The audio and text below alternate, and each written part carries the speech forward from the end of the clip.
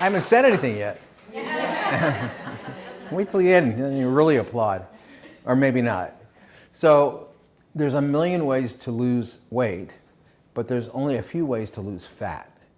And that's really the thesis of my talk tonight is the difference between fat loss and weight loss, okay?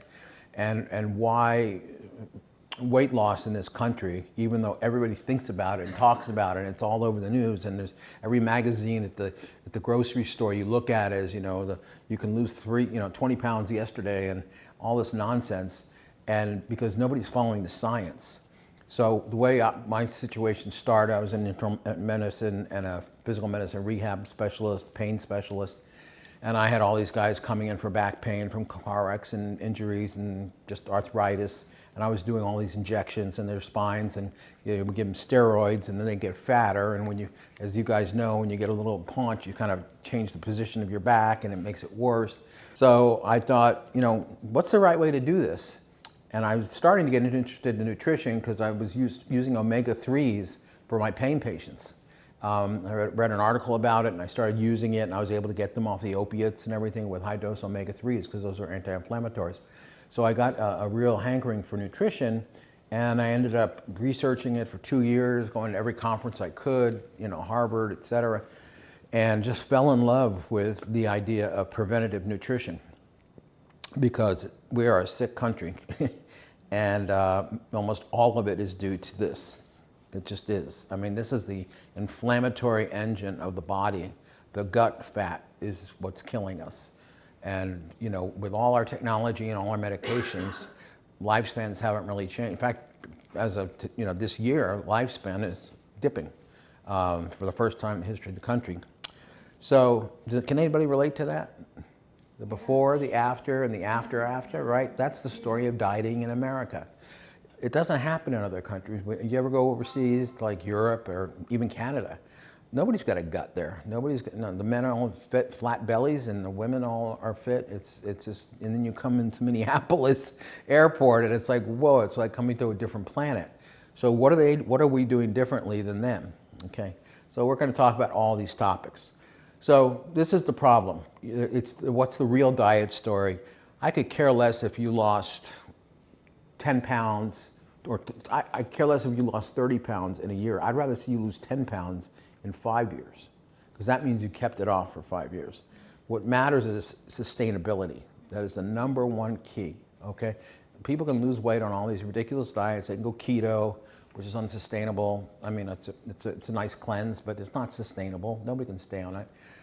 We weren't meant to eat like that. So intermittent fasting, a lot of people do that, but how sustainable is eating 6 hours a day? So let's talk about all this. Gotta aim it. So Julie and I created this company, Cornerstone Wellness, available for physicians only. It's a diagnostic, education, prevention, and nutrition program using the most up-to-date scientific studies. I mean, the research articles are on our website that I used to create this. There's so much nonsense on Google. You can read anything you want to believe, you can find on Google, right? So, but this stuff is factual and scientifically proven. It's all evidence-based. So, I don't know if any of you read Sapien, a book by this guy, Noah Harari, an Israeli guy. And he just came out with this book, Homo Deus, which is kind of chapter 2 of humanity. And he made this great statement: for the first time in human history, more people are dying from too much food than from too little. What a statement, right? So for that, millions of years, well, not millions of years, hundreds of thousands of years, human beings, since there's been human beings, have been scrounging for food, right? That was never an issue. And then in this last century, all of a sudden, there was too much. And at the same time, people weren't doing as much labor. So it was this vicious, it was a horrible, decrease in physical activity at work and increase in McDonald's, okay? Or, you name your pick of fast food. The other thing is when people started eating out more because food was cheaper, fast food was cheaper than what you could do at home, and certainly more convenient when you're coming home with a truckload of kids and you don't want to cook for a bunch of people. And so you stop at McDonald's or KFC or one of these places and pick up all this crap, which is 10 times the calories that you would have at home, right? When you cook at home, typically the meal is half the calories of, say, if you went to Olive Garden. Anyway, you know what I'm saying. So what I'm going to through, people love before and after pictures, right? These are the fun shots. And then I'll just intersperse these. These are all my patients, all our patients from all over the country. And none of them were on any pain. I'm an old pain doctor. None of them were on any weight loss medications at all. They weren't on phentermine. They weren't on Contrave, Qsymia, and these are all way before Ozempic and Mounjaro and Wegovy. So this is just good old-fashioned nutritional, and we've stayed in touch with all these people, and they've kept it off for the most part. Okay, so the key is getting yourself. Well, I'll come back to that in a second. I'm kind of premature here. So that lady, I've got all kinds of ages, colors. That's Vanessa. She's from Tallahassee. Look at that. She went from 440 to 220. Isn't that amazing? And she now, this is going all the way back to the 2006 or so, and she started going on 9-mile walks with her grandkids. Incredible. Got 9 medications. She's diabetic. This lady was horribly diabetic. Looking at dialysis, and we fixed her, or she fixed herself using our tools. It's hard to believe it's the same person, but you can tell these aren't Photoshopped, because usually the Photoshop ones are people standing there. These are people actually, in their own home and stuff. So remember the Biggest Loser contest? So the Biggest Loser contest was horrific. They took these poor people that were very overweight and made them do ridiculous amount of exercise and starved them. And it was inhuman what happened, just to make some money and make some money for the producers. It was towards the end, the reason they took it off was so many medical doctors were concerned about what they were advertising. And really, I think it was there so everybody could, people would watch it. It was like, at least I'm not that fat, make you feel better about yourself, right? So misery loves company. So they did studies on these patients, and with the now patients, contestants, and they looked at them 2 years after, and they had all gained all their weight back. I mean, these are people that lost 400, 500 pounds. Obesity is a genetic disease, okay? It's not a willpower disease. You were born, in the words of one of our gurus, Dr. Gary Taubes, he says, you're not fat because you eat because you're fat. We are pre-programmed to be obese, okay? Not to mention the fact that evolutionarily, we've been scrounging for food, and the people that survived were the ones that could store food as calories in their bodies the best, right? The people that couldn't store calories died off in the ice ages and famine, and we come from a long line of easy gainers, slow losers, right? It's not our fault. That's our genetic predisposition. I'll get funny soon. I'm just serious in the beginning. So you've all heard about BMI. Well, I got news for you. BMI is BS. BMI is BS. And I'm going to show you why it's BS. I didn't spell out BS for you. I know you know what it means. It is the most inaccurate approach to the problem because it doesn't tell us how fat people are. Now, I'm going to use a word that might offend some people. It's called fat, and I also use the word overfat because I'm a scientist by training. I need to be very accurate in what I'm talking about, okay? And you'll see in a second what I'm talking about. So Arnold is obese. He's obese. The cutoff for obesity is 30.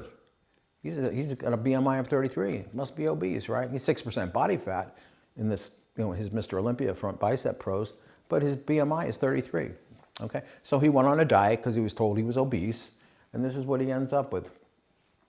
He dropped his BMI down to 29. Doesn't he look better? No. Of course not.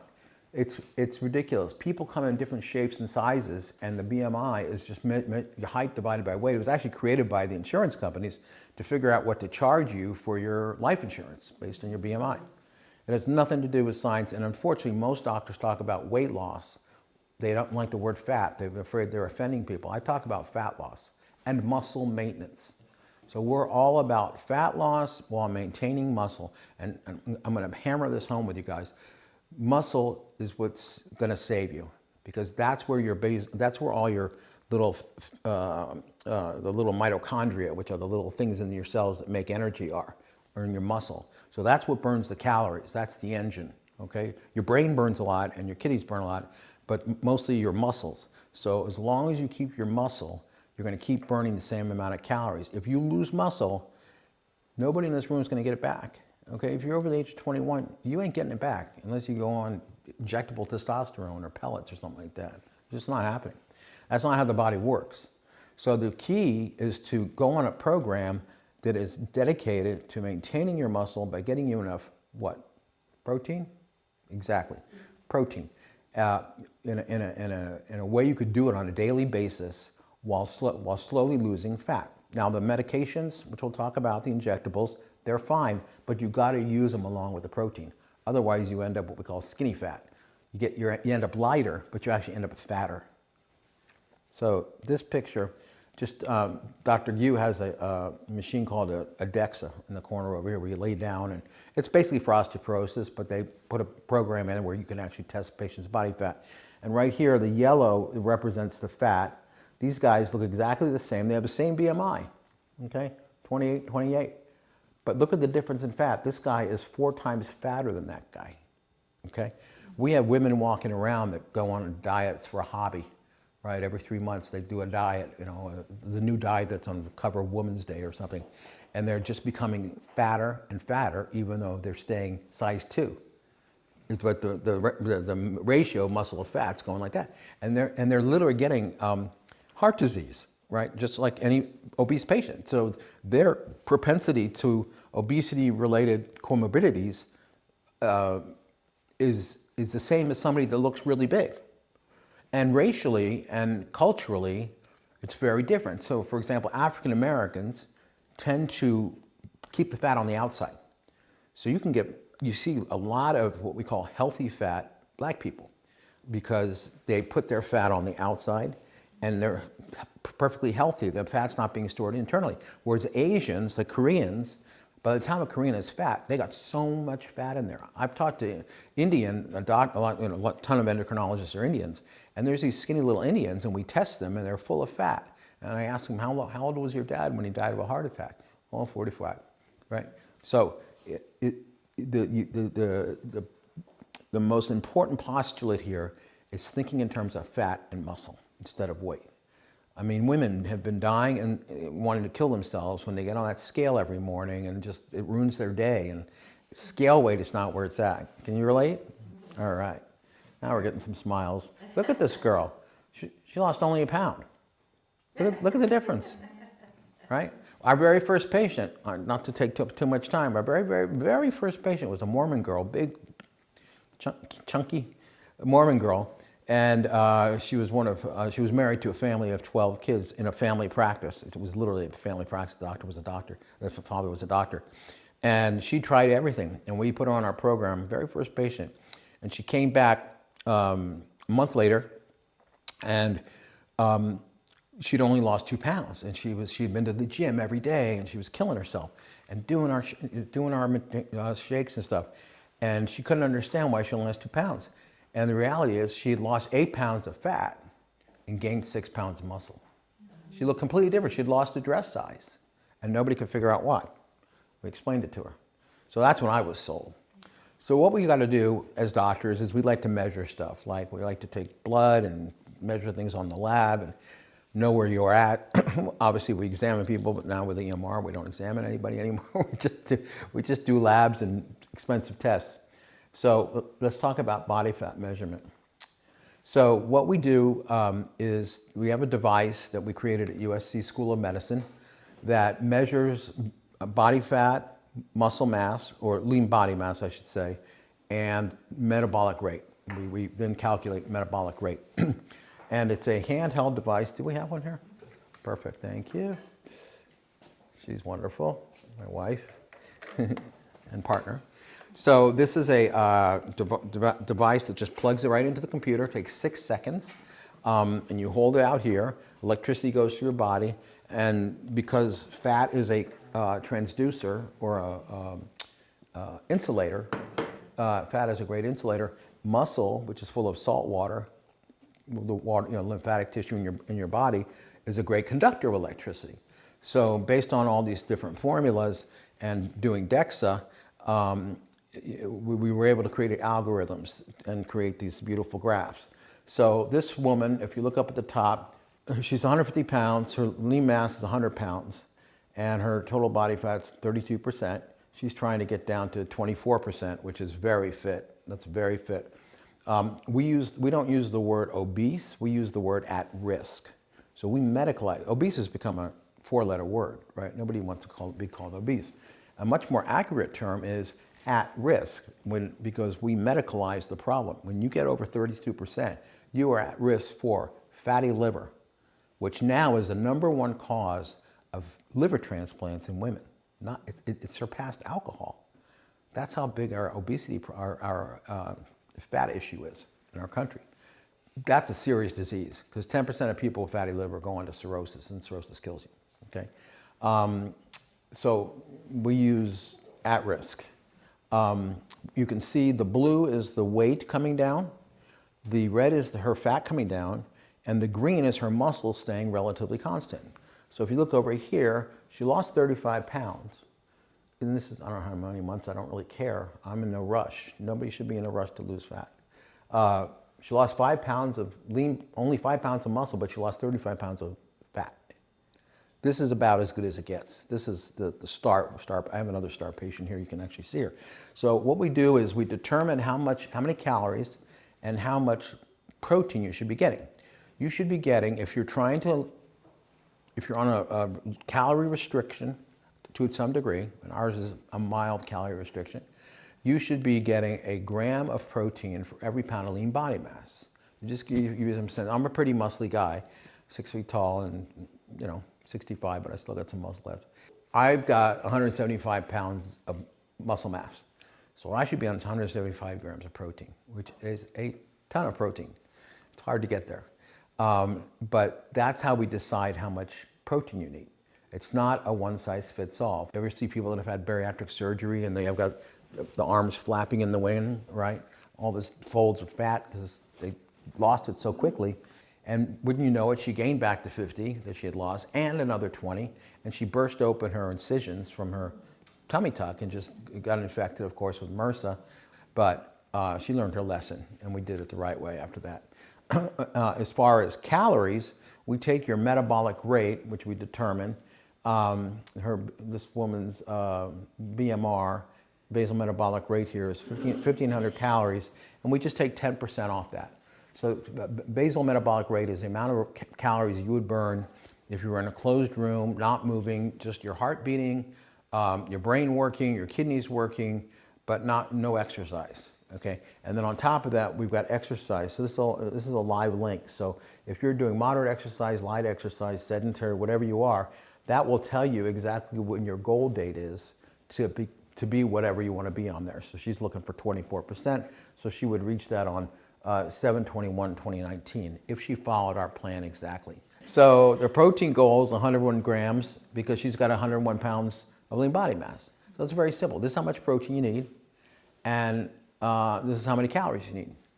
It's as simple as can be. So this is what it looks like in a human being. Here she is at, she starts off at, let's see, initially she was 154 pounds, and then she lost 32 pounds of fat, or 30 pounds of weight, only 3 pounds of muscle, and she lost 29 pounds of fat. Okay, that's what happens to your body, right? She's got muscle. She didn't lose any, she hardly lost any muscle at all. She used yoga as an exercise, which for some reason, people lose weight with yoga. I don't understand why, but it doesn't, I mean, I don't get it. So there's the before and after. Now let's explain how that happens. When people are trying to slim down, they're typically not getting enough protein, okay, in general. As soon as you start cutting calories, your body needs to get calories. They got to get it from somewhere. And where do they look? They look for your muscle, and they start breaking down their muscle fibers because there's energy in muscle. There's calories to be gotten from there, from the bonds, the chemical bonds.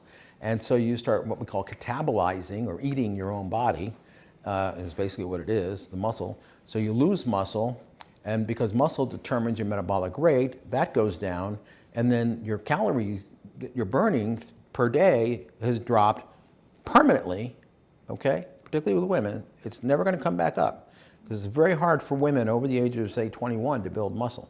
Men can do it because they can get testosterone shots. And so that leads to more fat storage. And around and around and around, and we go, and we get fatter and fatter and fatter. And then we may be still the same size, but you take those size 6 Dolce & Gabbana jeans down in the ladies' changing room at the gym, and everything hits the floor, right? Because there's no meat on them. It's all skin and fat and bone. Am I getting too graphic? We're okay? All right, you can live with it. All right, very complicated slide, but it's the logical product. I just made this one. So carbs, right? That's the enemy, according to the remember the movie Austin Powers? Do you remember? No? Yeah, the guy, fat bastard, yeah, the big guy. Okay, so excess carbs leads to excess fat. Visceral means the fat in your gut. I don't care how big your butt or your boobs are, or your hips for that matter. What I care is what's here. That's all that matters. It's the fat right here, because that fat is around your liver, it's around your organs, it's in your mesentery, and that is the fat that's going to cause your heart disease. Okay, a J-Lo is perfectly healthy. And so is Kim. Nobody's laughing here. Come on. This is fun stuff. There's no test or anything. Okay, excess fat here leads to disease and premature death. Let's just call it what it is. Fat people die earlier. That's why your insurance companies want to know your BMI. And if you increase your protein, you're going to keep the men are going to build protein, the women are going to at least maintain their protein. The reason why I say women are different is they have different hormones, right? We have the luck of having a certain organ that creates testosterone for us, so we're able to build muscle. Women, unfortunately, particularly perimenopausal, around the ages of 40 and 50, all the hormones start dropping off. So, I see these women that have worked hard all their life to be fit, and they don't know what's happening when they turn 45, and they start going through menopause, and their estrogen drops out, the growth hormone drops. Women have testosterone, that drops down, and all of a sudden they were gaining weight like crazy, and it's just like, they feel possessed by some ghost, particularly if they've had thyroid issues, which is very common in there. You can't fool Mother Nature. Remember that old commercial? What was that for? Butter? What was that old commercial? Remember that? You can't fool Mother Nature? Yeah, I think it was butter. I can't remember. Butter? Yeah. And in reality, they were telling us to eat fake butter, margarine, right? So margarine will kill you. Butter is perfectly healthy. So I'm going off on a tangent here, but we were lied to by the American government, Department of Health, USDA, all with a guy named Ansel Keys. I won't get into his story, but in the whole food industry, big agra, and we were told that fat makes you fat, right? For years. And fat gives you heart disease for years. And the reality is that's not the case. Starch, white food, makes us fat. The fat doesn't make you fat. It's the white food that gets converted to fat, okay? Fat, in fact, most people don't get enough fat, particularly the good fats, like the omega-3s, omega-9s, which is olive oil. That's one of the reasons the Mediterranean diet is so great. People think it's it's a lot of things, but it's the omega-9s and the olives, the olive oil, because they put olive oil in everything, and so forth. So maintaining BMR, where am I? Keeping your muscle, maintain MBR. You maintain your BMR, you burn more calories during the day. If you keep and build muscle, it prolongs your life. It makes you look better. Reversal of aging, including what you look like. Building muscle leads to greater mobility, and greater mobility leads to independence. Most of us are not afraid of getting old.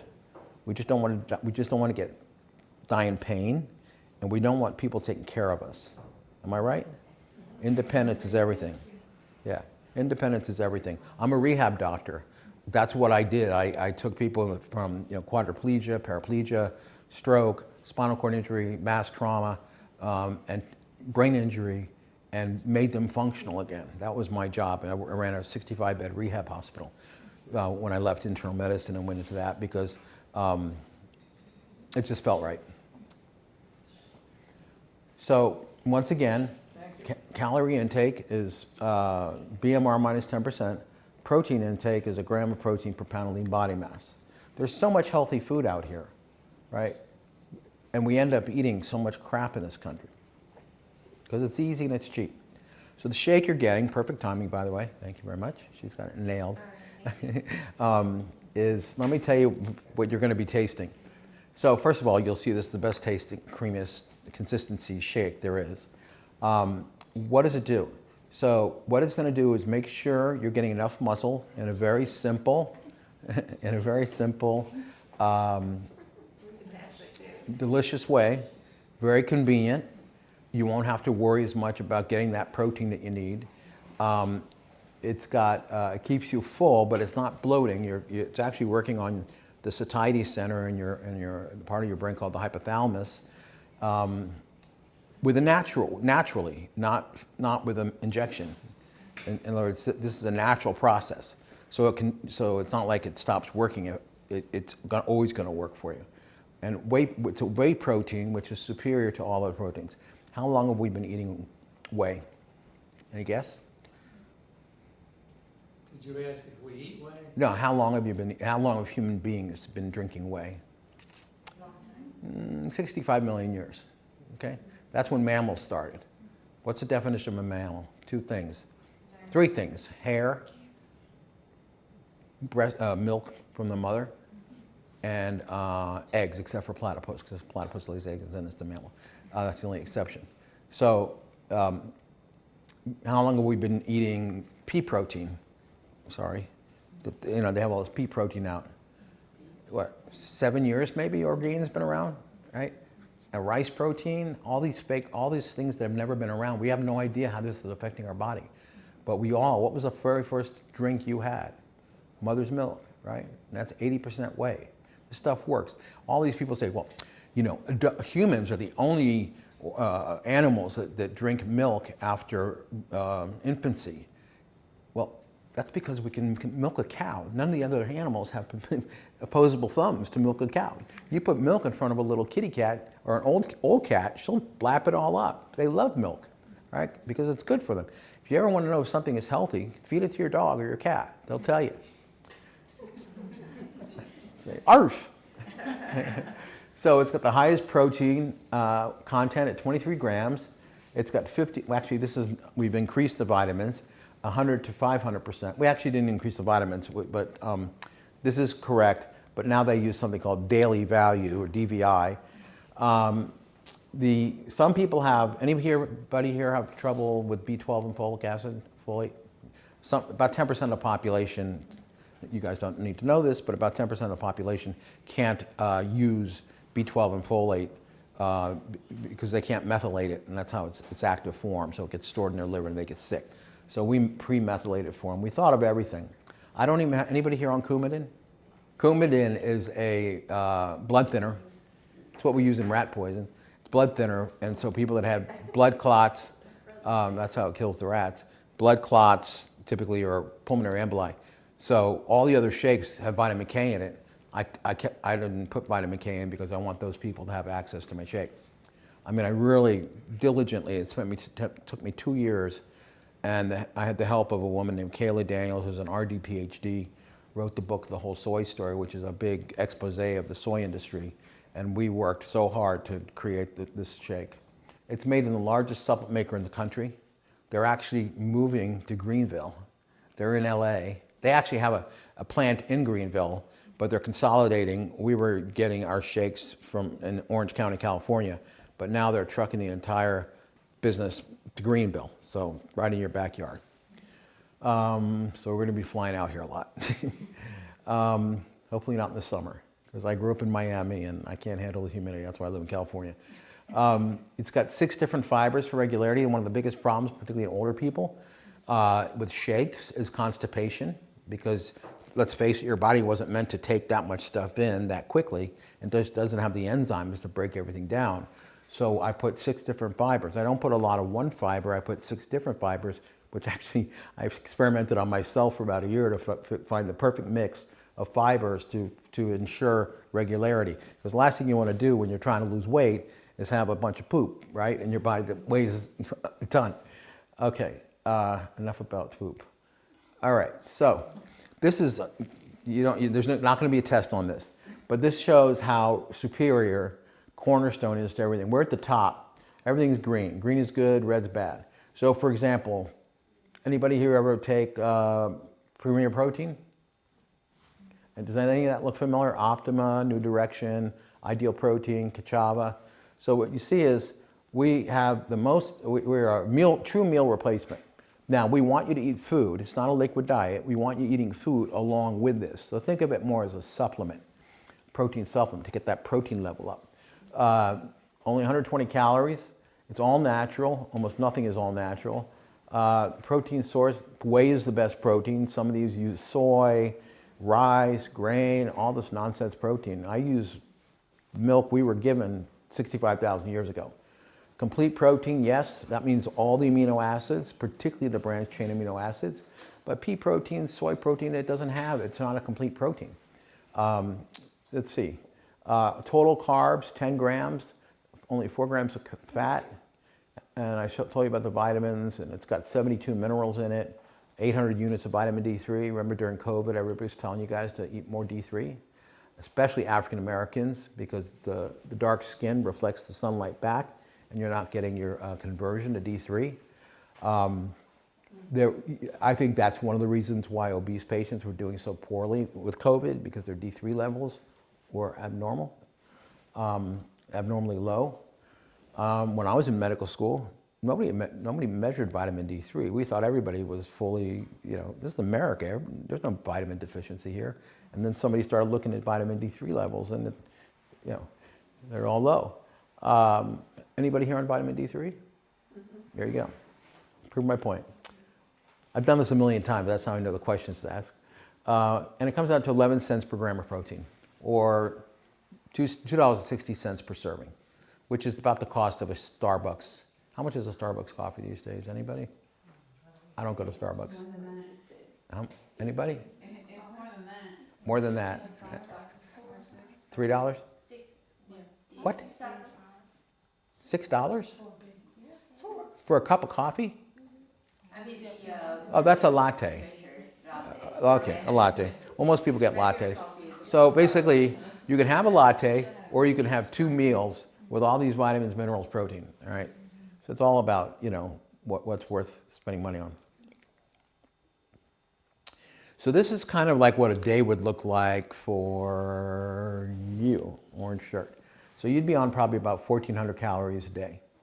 And in the morning you would do your shake with fruit. You can eat the shake and fruit, or you can put the fruit in the shake. We have some, does this have fruit in it? Okay, perfect. So, delicious, right? Good. Yeah, everybody? Anybody hate it? I like it. You like it? Good, thank you. Makes me feel good when people like my shake. Then maybe mid-morning you have a fruit like apple or berries. The reason why berries are so good is they have so much fiber, and they have so many the darker the food, the better it is for you. So the blackberries, blueberries, raspberries, any kind of dark berries, and they have a lot of fiber in them, so they actually almost have a negative glycemic index. So they almost suck calories out. Lunchtime you would have, say, a chicken salad sandwich, or egg tuna salad or something, and a shake, okay? So you're eating real food. Dinner, maybe a piece of salmon, some veggies. You have unlimited veggies. By the way, corn is not a vegetable, it's a grain, so it doesn't count as a vegetable. But veggies are free. You can have all the vegetables you want. So even though this looks complicated, what I'm going to tell you is you do 2 shakes a day, and don't eat any white food, and don't eat any processed food, and you're going to lose fat like crazy, okay? So it's that simple. White food is bread, potatoes, rice, pasta. Unfortunately, I know. I know. All my favorites. I make the best carbonara in the world, and with my bacon and my peas. And sugar, of course, is a white food. And what's the last one? Beer, unfortunately. Beer comes from grain. Beer is liquid bread. That's why you'll find alcoholics that are, Beer. Beer belly? Beer belly, exactly. So you don't get like vodka belly, right? You don't get gin belly. You get beer belly because beer is bread in liquid form. It's got hops and grains and stuff in it, carbs, etc. I'd rather have you doing shots of tequila than drinking beer because you'd be a lot more fun. All right. We don't flavor our shakes with artificial flavors and stuff. We want you to flavor them with healthy things like berries, okay? Cherries, that's dark. Peanut butter with chocolate. There's a peachy banana. I took all these pictures, pretty good, huh? Dragon fruit, that's one of my best shakes, and it's so beautiful. Dragon fruit from South America. Here's a pineapple mango tropical. I like So naming you it. just combine that with the... Exactly. You just throw So you can have flavors, so you don't just have to have... Exactly, right. I do chocolate and vanilla because I didn't want to use any artificial flavors. All the flavor, when you go Metafast and it's the, Mamby Bambi, apricot, whatever, it's a chemical flavor. It's not a real flavor. It's not a real food. I believe in eating as natural as possible. So I don't want any synthetic in your food. So I want you to eat real, fresh berries because there's a lot of stuff in food that we still don't even realize how beneficial it is. Like 90% of the medicines are in the Amazon rainforest and haven't been discovered yet, okay?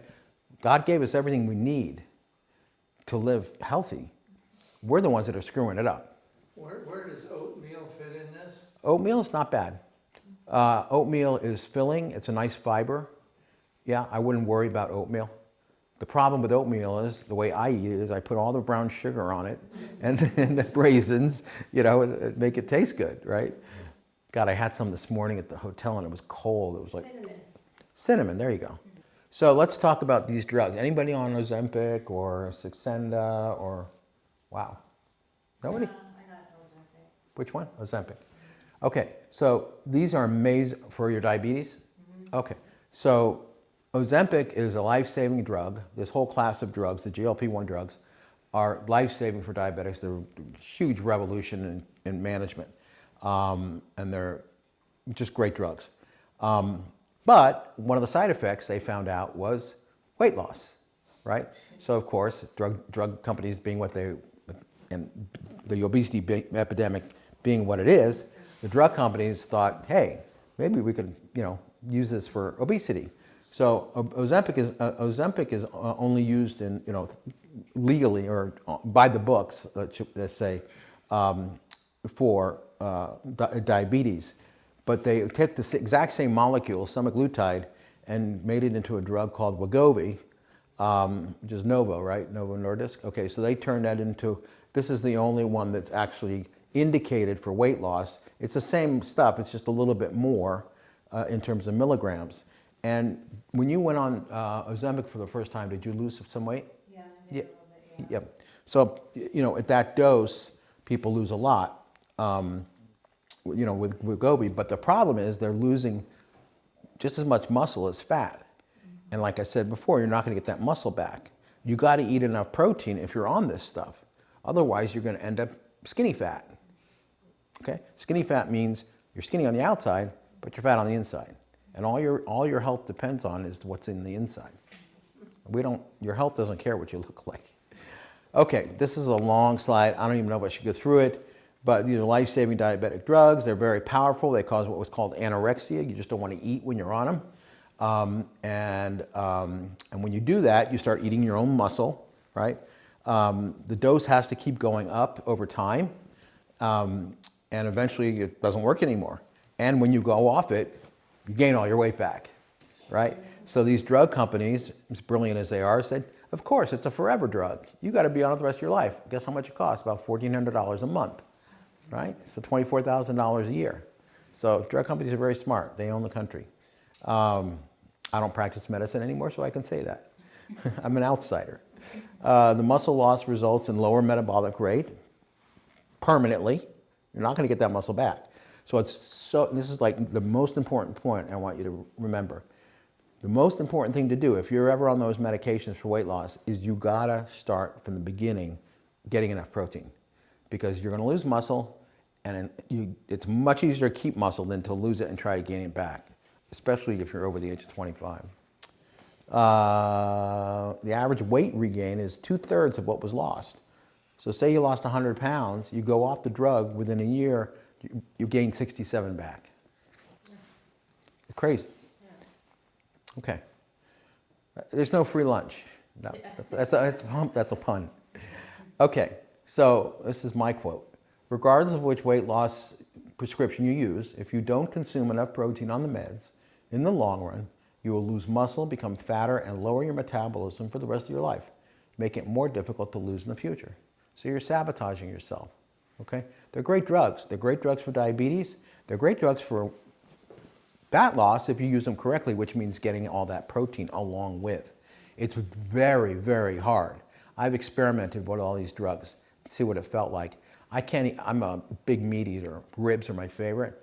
I went out for ribs. I went on one of the drugs called Manjaro. I could eat one rib. You just don't want to eat meat, fish, chicken, or any of that stuff when you're on this, so you're not getting the protein. So the best way to get it is very simple. In the morning, you do your first shake, and then sometime later in the day, you do a second shake. I do a 3-scoop shake, so I get 35 grams of protein. With 2 shakes, that's 70 grams, so I'm halfway home.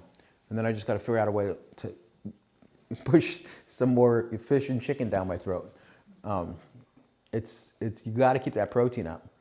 So I love this picture. I don't know why I love it. She just turned into a new person, right? I'd be running away from her, but I'd be running to her.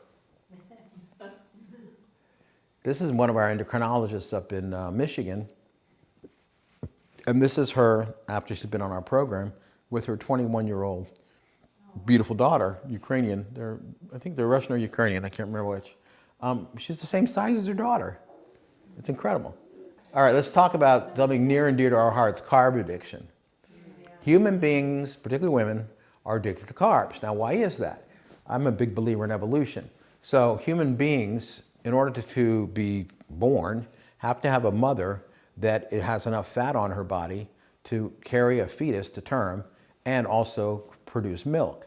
So evolutionarily, the people that were able to do that had babies, okay? So eating carbs is the way women got fat on them. Not by eating fat, not by eating protein. While you and I were out in the African Serengeti with our ancestors 200,000 years ago, chasing gazelles with a rock, or whatever we used back then, or a bow and arrow, whatever. And we would kill the gazelle and we'd eat it on the way home. And then the girls were back in the cave and they were eating roots and tubers and fruits and stuff like that, which is starchy. So your bodies are different than ours. Men and women's bodies are very different. You hold on to fat a lot more than we do. A lot of wives are pissed off because their husbands go on a diet and they lose weight like that and they struggle. It's because of biology and evolution. It's nothing, it's just nature. You can't fool Mother Nature. This is amazing. I just read this, I had to put it up. It's kind of out of context, but Americans consume more sugar in a day, in one day, than they did in a whole year going back 100 years ago. Isn't that amazing? We've increased our sugar intake 365-fold in 100 years. Crazy. But The they sugar. add a lot of sugar. What's that? They add a lot of sugar to things. Absolutely. There's so much Because they sugar want to you to things. buy it. That's right. Right. Sugar and salt. That's the food industry is not our friend. The food industry is not our friend. Sometimes the pharmaceutical industry is not our friend, but certainly the food industry. If you take a box of you take a box of Captain Crunch and you step on it, what you get is some flour, some salt, some sugar. That's it. It's about this much. It costs the Captain Crunch company, it's probably, I don't know, Kellogg's or somebody, maybe 20 cents at the most, maybe 10 cents.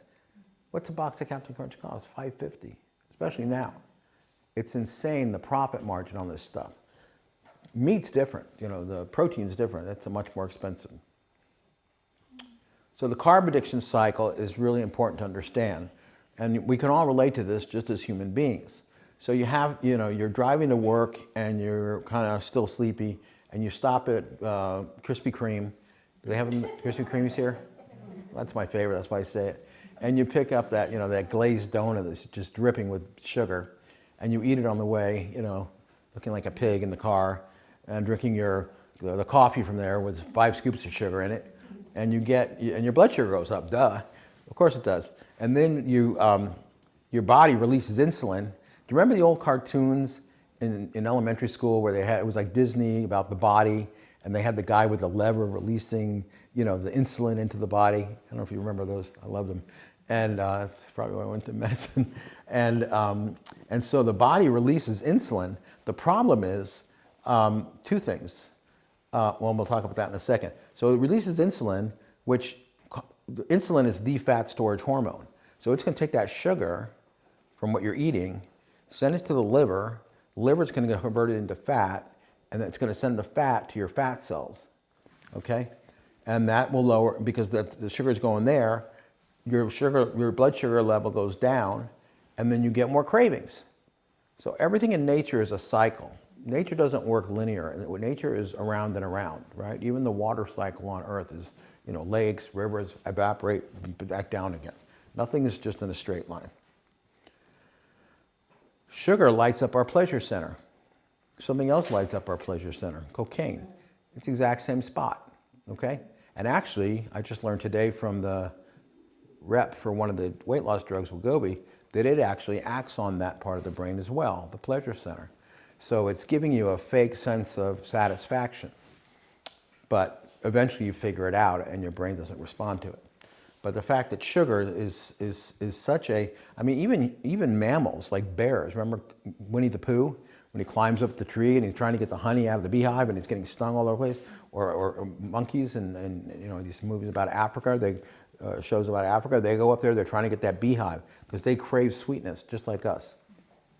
It's really funny because I see the dogs eating my cakes and so it's like, really? You're eating cookies? How'd you do that in nature? So that's the insulin molecule. It's a beautiful molecule. That's why I put a picture. It's an artist's rendition of what it looks like.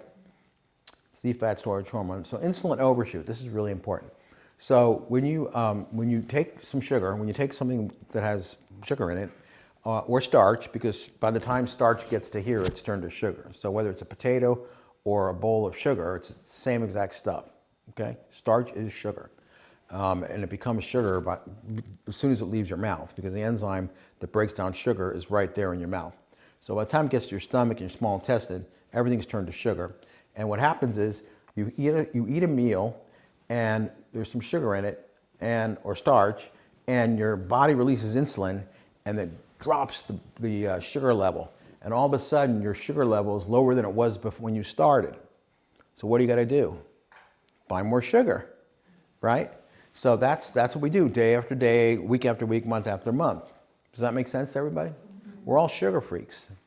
Human beings by definition. It's a roller coaster. So most women in particular spend especially nurses. Any nurses here? No? Okay. So correct me if I'm wrong. It's the most stressful job in America. It is. Okay. So not only insulin, but they've got the cortisol going on, which is the stress hormone. And what happens is one of the nurses brings in this big ass, what do they call them? Brownie or a big cookie. And it's got wrapped in cellophane. Correct me if I'm wrong.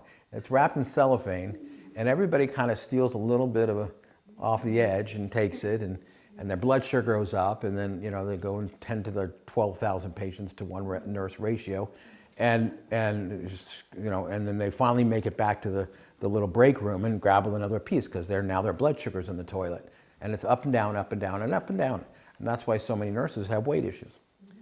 Okay, insulin resistance. So, I wish Dr. Yu was here for this. So insulin resistance is something that develops, anybody who's diabetic starts with insulin resistance, right? That's the stepping stone to frank diabetes. So this is how it happens. This is all self-made, okay? Now, some people are genetically likely to get diabetes. diabetes 2. Diabetes 1 is a whole different disease. I wish they weren't called the same. They shouldn't be called the same. But type 2 diabetes, what I'm talking, when I say diabetes in here, I'm talking about type 2. There's no type 1s in here, right? Okay. Type 2, type 1 is more of an infectious disease or a reaction to infection. Type 2 is self-induced, but also very genetic. So if you have two parents with type 2 diabetes, you're pretty much going to have type 2 diabetes unless you're really, really, really strict. Hispanics in particular. Hispanic? No? Any Hispanics in here? Yeah. So it's, for some reason, Hispanic blood, Filipino blood, you get that. So Metacyst, so by the way, this is the shake. This is a 30 serving container. Where's the other stuff? Anybody got? Sorry. I don't want to get up. I'm too late. That's a 30 serving? 30 serving container. We also have a 14 serving container. So 30 servings will give you 30 meals. Okay? No, where's the Metacyst? Sorry. And the Omega. Need them both. So this is Metacyst. This is specifically, I created this for carb craving. You take one of these before each meal, or two is even better, and a lot of things will happen. First of all, it blocks the sensation of sweetness. So eating that chocolate bar is not going to be as enjoyable. What is that? It's called Metacyst, or metabolic assist, and it helps with carb craving. When you want that cereal late at night, you take two of these, you won't want it. It works on the brain. I won't go into the details of the chemistry in it. It's all natural, but it will block your desire for sweets, okay, particularly. It blocks carb craving. It blocks the sweetness on the tongue, actually. It's got an herb in it, or a vine that blocks sweetness on the tongue. It prevents the absorption of sugar, raises your serotonin. That's the other thing, is sugar raises the serotonin, which is the pleasure molecule in your brain. And when you take it away from people, they get cranky. So we're giving it back in the form of this. And it lowers your BMI by 6% in 12 weeks, and it lowers your hemoglobin A1Cs, okay? Which we all want to do. Here's some more people. We can kind of cruise through here. Impressive, right? Yeah. No drugs, no fat loss drugs. Oh, this kid, Mike, he's amazing. He was one of our, God, I keep pushing the wrong button. He was one of our first patients. Look at that. Now, he had a lot of incentive. What's an incentive for a 16-year-old boy? Girls. 16-year-old girl. Or maybe a 14-year-old girl, I don't know. All right. Inflammation. As long as he's below 18, he can do anything he wants. So inflammation is the other thing. So almost all the diseases in the world, in the Western world, are due to inflammation. We don't deal with infectious diseases here anymore. They're pretty much gone, other than COVID, obviously. But for the most part, nobody gets killed by, pertussis or bordetella or whooping cough anymore. That's what killed us off hundreds of years ago, or smallpox or anything. The main disease is caused by inflammation, and that's being caused by the gut fat. That's where it all comes from. Cardiovascular disease, bad gums, metabolic syndrome, infection, injury, arthritis, Alzheimer's, asthma, allergies, ulcerative colitis. This is all stuff you put in your mouth. That's how you're getting it. Now, there's a genetic tendency for like ulcerative colitis, for example, but you got to decrease the inflammation in your body, feel better, and stay healthier. So how does that work? Well, what controls the amount of inflammation in the body? There's two oils, two fats that are called essential fats. You have to eat them or you'll die. One is omega-6 and one is omega-3. Omega-6 is the parent molecule, it's called linoleic acid, for the inflammatory cytokines, the inflammatory molecules to help you with inflammation, which you need. Omega-3 is an anti-inflammatory. Fish has omega-3. Bread, because it comes from seeds. Seeds are where you get omega-6s from. And so bread, pasta, potatoes are also inflammatory because they have omega-6s in them. So you want to balance out your omega-3s and omega-6s to about a 3-to-1 ratio. I'm getting into a lot of detail you don't need to know. But you definitely want to increase your intake of seafood, particularly wild seafood, which is a lot more expensive than farm-raised seafood. So we help you out by giving you actually the best omega-3 on the market. It helps with all these diseases and 100 others, age-related macular degeneration, insulin resistance, asthma, hypertension, arthritis, Crohn's disease, you name it, we're up there. So what we do with our omegas, has anybody here ever taken omegas, omega-3s? She has. Anybody? Nobody? Okay. Omega-3s are probably the healthiest thing you can put in your mouth. They control inflammation, they prevent disease, ours is the only one that's processed under nitrogen, so it doesn't smell like fish. Most omega-3s smell skanky, right? It's hard to take. They're hard to swallow because they just taste like dead fish, because they come from dead fish. Our omega-3s are processed under a nitrogen blanket, so they never see air, which means they never get oxidized, which is the same thing as rancid. Okay? You know when you have kids at home, you have milk in the back of the refrigerator, and there's and you can't quite read the date, so you have to smell it. You're like trying to get it close to your nose, but not. It's the fat in the milk that's rancid. That smell of rancid curdled milk. It's poisonous. Rancid fats. Can they add that to the multiple vitamins? What's that? The omega-3? No, not at all, because it's an oil. Yeah, you got to take it separately. Great question. So omega-3s are oil-based, so they can't put it into a multivitamin. Okay. So that's it. It converts white fat. It actually helps you lose weight. So it converts the white fat, which just sits here, into something called metabolically active brown fat, which is also found on the back, which actually burns calories. It increases your metabolism by 40%, helps build and maintain muscle, increase calories burn. If you go exercise, you'll burn 10% more calories if you're on omega-3s. And it increases the fat burn with exercise by 20 to 30%. Can you imagine? You get on that damn elliptical rider, or one of those hamster wheels at the gym, or you go for a walk, and you're burning 30% more fat because your body's full of omega-3s. It's great.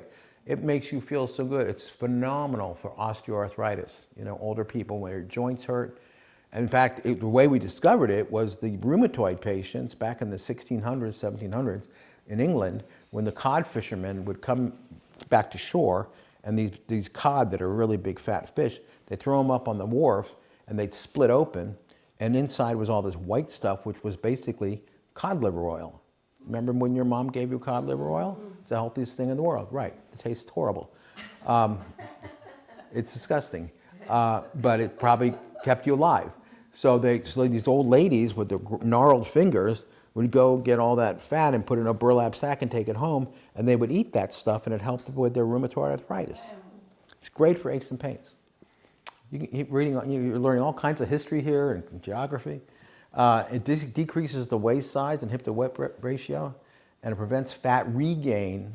So if you're on them, you won't regain as quickly. Are you loving this, Teresa? Okay, we're almost done. So what's most important when you're picking an omega-3 is potency, purity, palatability, and peroxide and price. And we're at the top. Doesn't taste bad. We're the purest. We do a triple molecular distillation. Everybody does a single molecular distillation. We process this oil under a lit nitrogen blanket so it never sees air, which means it never gets rancid. And it's one of the least expensive ones on the market. So that's the program, okay? Now the other part of the program is the counseling. So let's move along. Exercise. It's not that diabetes and obesity, heart disease and obesity runs in your family. It's that no one runs in your family. We have a whole exercise program with 1,700 exercises. You can't out-exercise a bad diet, right? So, right? You've tried? I tried. Okay. So these are some more people. And let me get to the end. Kids love it. Our grandkids were weaned on Look at it. his arm. My kids have it. Watch this. Wait, are you Watch making this. a shake? Are you making This is one? my favorite. He's our Is it grandchild, vanilla or first chocolate? grandchild. Are you scooping it? All right, nice job. Is that This is gonna so be cute. delicious? He's been drinking a shake since he went off mommy's Yeah. milk. Is that gonna make you strong? Okay? That's how healthy it is. We feed it to our grandkids. The dogs love it. And when I have a shake in the morning, they come over and lap it up. That's Bella and Clyde. Look at that family. Together they lost 520 pounds. Isn't that remarkable? Nobody has a picture like that. We're the only ones in the world that have a picture like that. I just love that. That's down at SeaWorld. They took the exact same picture 2 years after. Okay, so how does this work? If you're interested in being seen and going on the program, committing to it, having an initial consultation, you can sign up today and she can put you on her calendar. I recommend, because obviously now that she's here, it's filling up very quickly. And then she'll see you initially for about 45 to an hour and a half, no, 45 minutes or so, test you, get you started. There's no obligation to buy anything, okay? You can, I recommend it because that's the best way to get results, obviously. Excuse me one sec. And then 2 weeks later, and then 2 weeks after that, and if you're doing okay, she can see you once a month. But she's got to, the key is in the follow-up, because you need accountability to somebody, all right? And what else? What am I missing? Secrets of Lifetime Waste Management, WAIST, right? Because it's all about the waste. You've been a great audience. Thank you.